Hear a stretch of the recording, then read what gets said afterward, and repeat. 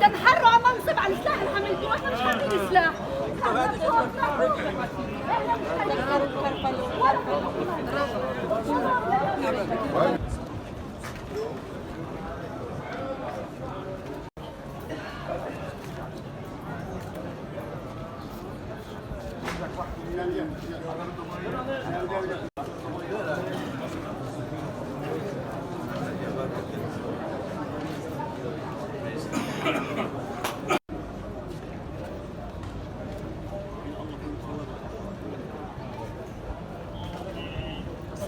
هنا في شارع صلاح الدين في القدس على مقربة من باب الزاهرة.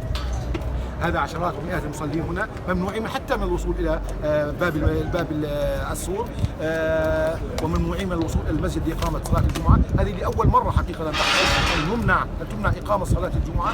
هذا حقيقه ردة فعل مبالغ فيها. هذا عقاب جماعي للشعب الفلسطيني وللمسلمين بشكل عام، فيه اعتداء صارخ على حريه العباده، كما هو معروف ان هذه حريه العباده هي حريه مصونه محترمه في جميع الشرائع السماويه اقرتها جميع القوانين الارضيه والدوليه.